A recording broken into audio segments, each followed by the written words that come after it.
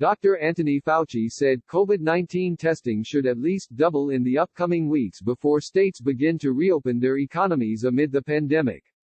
Fauci, a top immunologist public health expert in the White House Coronavirus Task Force, made the revelation during the annual National Academy of Sciences on Saturday. We probably should get up to twice that as we get into the next several weeks, and I think we will, said Fauci, according to Politico. He added that the United States currently goes through around 1.5 million to 2 million tests a week.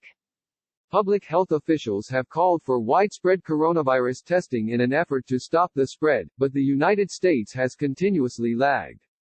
This is compounded by backlogged laboratories where results have been delayed. State governors and President Trump have been at odds as both parties claim the other bears the responsibility of obtaining tests.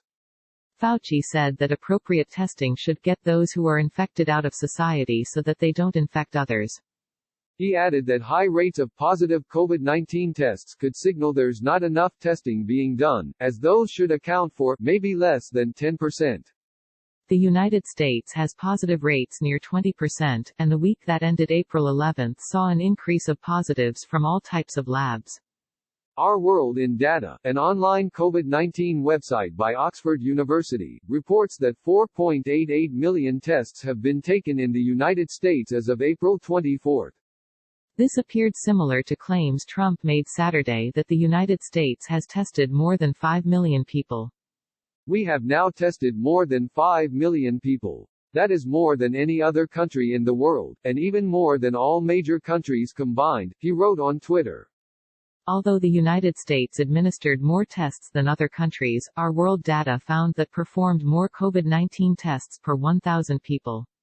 However, Fauci cautioned against fixating on the number of tests. Instead, he suggested public health experts focus on whether you have enough tests to respond to the outbreaks that will inevitably occur as you try and ease your way back into the different phases.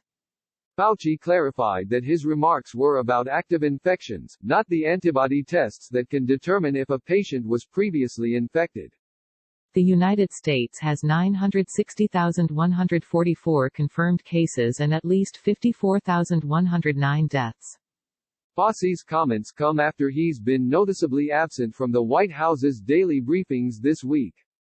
Since the global disease was first detected in Washington state, Fauci has become a leading and vocal public health expert in President Trump's coronavirus response. Fauci is often seen near Trump during daily briefings and COVID-19 press conferences where he updates the public on health developments. But NBC News reports that Fauci only attended 1 out of 7 daily briefings this week after missing a handful of the 50-some press conferences. Fauci was nowhere to be seen on Thursday when Trump suggested using UV light and injecting disinfectant to cure COVID-19. When speaking with White House officials, Trump said, "And then I see the disinfectant, where it knocks it out in a minute, 1 minute, and is there a way we can do something like that? By injection inside or almost a cleaning. As you see, it gets in the lungs, and it does a tremendous number on the lungs. So it would be interesting to check that," Trump said. So that you're going to have to use medical doctors. But it sounds interesting to me, he said. Trump received swift backlash from public health experts, the CDC and Twitter users who lambasted him for propping dangerous, and unfounded, cures into the public spotlight. The White House pushed back at the criticism and said Trump was being very sarcastic when he asked officials to consider the disinfectant route. "I was asking a question sarcastically to reporters like you just to see what would happen," the president said in regards to his comments. On Friday, Trump walked off during the daily briefing in a fit of annoyance following the debacle. White House aides have reportedly discussed curtailing the president's role in daily briefings after a heap of bad press following Trump's comments. Fauci has publicly contradicted the president on public health information, and one administration official suggested the defiance could be why he's been recently absent. "You are here in a certain role, you've got to give advice properly," the official said. Task force members are reportedly frustrated with Fauci and some were surprised by some of his media interviews. An official said Fauci was missing from daily briefings this week due to other duties. They said Fauci does have other responsibilities at NIH. Just because he is not at the briefing does not mean he's not actively involved in task force meetings and briefings. White House Deputy Press Secretary Judd Deere doubled down on the administration's claim. Despite the media's ridiculous efforts to somehow create distance between the president and his top health experts, it is simply fake news, he said. President Trump has relied on and consulted with Dr. Adams, Dr. Birx, Dr. Fauci, Dr. Hahn, Dr. Redfield, and many others as he has confronted this unforeseen, unprecedented crisis and put the full power of the federal government to work to slow the spread, save lives, and place this great country on a data-driven path to opening up again, he added. Fauci previously called the marathon events really draining, and officials said he is a regular in non-televised meetings before press conferences.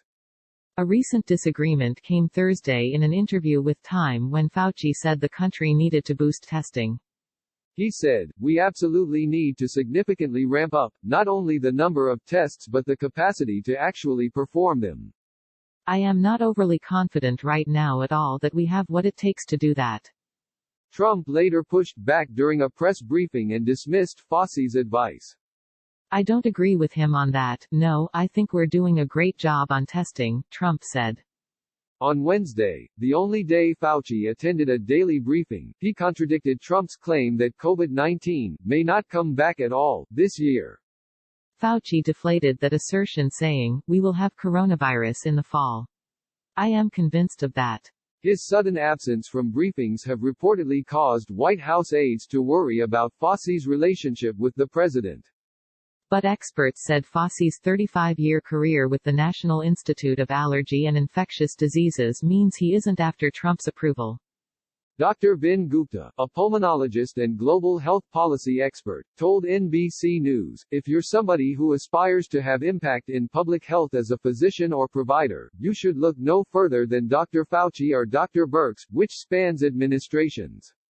I think at the end of the day, the president needs Fauci more than Fauci needs any of this.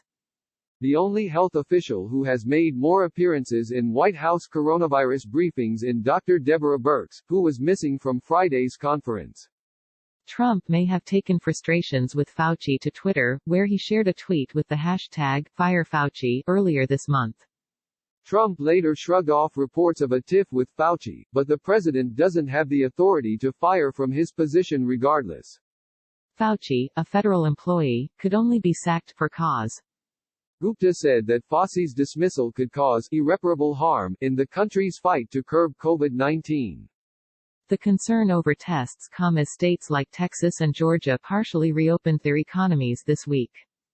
Texas announced that it would be the first state to reopen amid the COVID-19 pandemic, with Georgia, South Carolina, Oklahoma, Colorado and Tennessee following suit. Texas reopened state parks on April 20 and retailers have been given the okay to reopen on April 24. Georgia reopened business like hair shops this week and South Carolina opened the doors on shuttered golf courses. Florida reopened certain beaches last week in Jacksonville. New Jersey and could be the key to reopening its economy, and those of several other states. The test, developed by Rutgers University, uses saliva rather than a swab inserted deep into the nose or throat, making it less invasive. According to the team at Rutgers, the test will be administered to 10,000 people per day by next week. Between 7,000 and 9,000 are tested in New Jersey every day, meaning the new test double or triple the state's testing capacity. It's definitely going to be a game changer, state epidemiologist Dr. Christina Tan said at a press briefing on Thursday, according to NJ.com.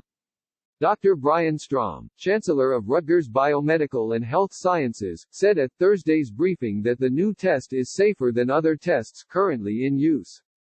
This approach, collecting samples by saliva, decreases exposure to healthcare professionals, increases collection throughout, how quickly you can collect the specimens, quadrupling it, he said. Decreases the use of personal protective equipment. A lot of people have heard about the shortages. Earlier this month, New Jersey Governor Phil Murphy has said that, at a minimum, 15,000 to 20,000 tests would have to be performed a day before he considered reopening businesses and lifting stay-at-home orders. I'm not marrying myself to 15,000 or 20,000 either. That's a bare minimum, Murphy said on April 20. We've got to be in a completely different place in the next 4 to 6 weeks. The pilot run of the newly approved saliva tests occurred at Coronavirus Drive-Thru site for residents of Middlesex County and first responders. Tests will be available at RWJ Barnabas Health Network and several locations throughout the state, including walk-in clinics. In addition to residents, all staff members at Robert Wood Johnson University Hospital in New Brunswick will be tested.